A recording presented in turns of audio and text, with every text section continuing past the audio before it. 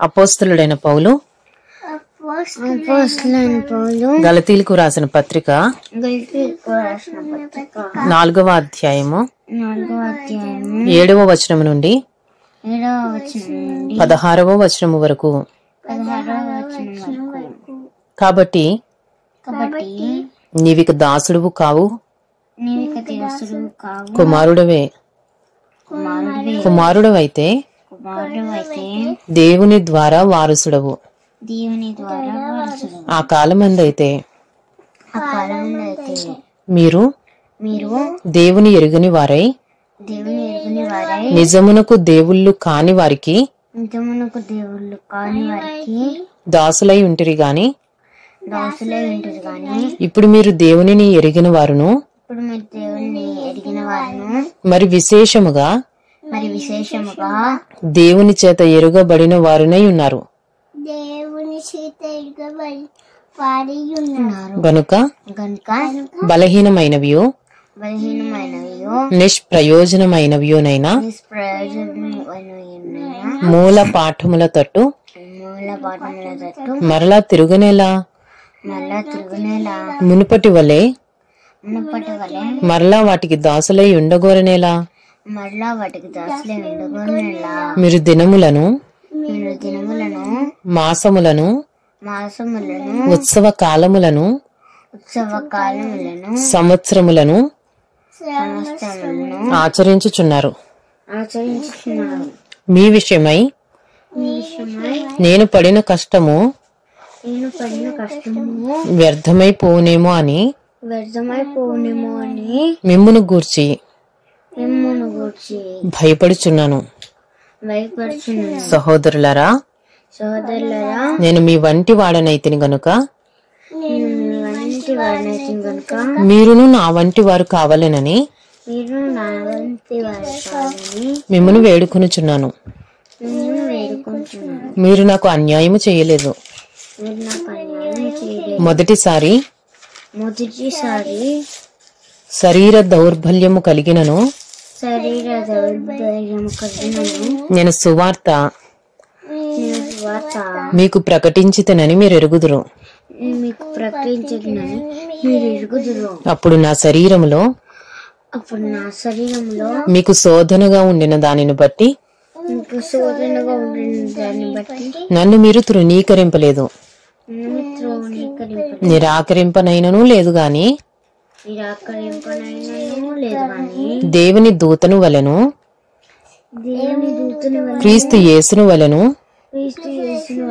నన్ను అంగీకరించితిరి. మీరు చెప్పుకొనిన ధన్యత ఏమైనది?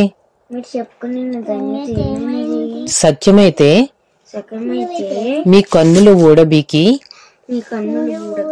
నాకిచ్చివేసి యుందురని మీ పక్షమున సాక్ష్యము పలుకుచున్నాను. నేను మీతో నిజమాడినందున మీకు శత్రువునైతినా? గలేషన్స్ chapter 4 7 to chapter 4 16. So you are no longer a slave, but a son. And if a son, then an heir through God.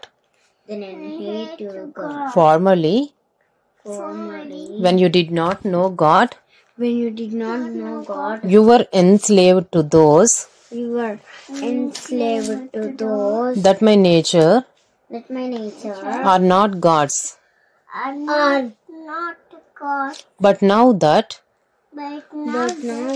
you have come to know God, or rather to be known by God, how can you turn back again to the weak and worthless elementary principles of the world, whose slaves you want to be once more? You observe days and months and seasons and years. I am afraid. I may have labored over you in vain. Brothers, I entreat you, become as I am. For I also have become as you are. You did me no wrong. You know it was because of a bodily ailment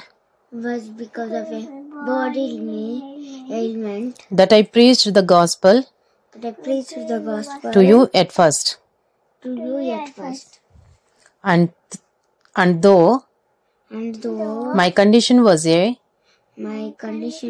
trial to you, you did not scorn or despise me, but received me as an angel of God, as Christ Jesus. What then has become of the blessing you felt? For I testify to you that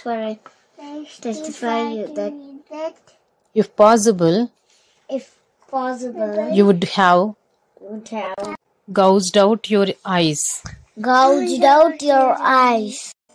and given them to me. Have I then become your enemy by telling you the truth?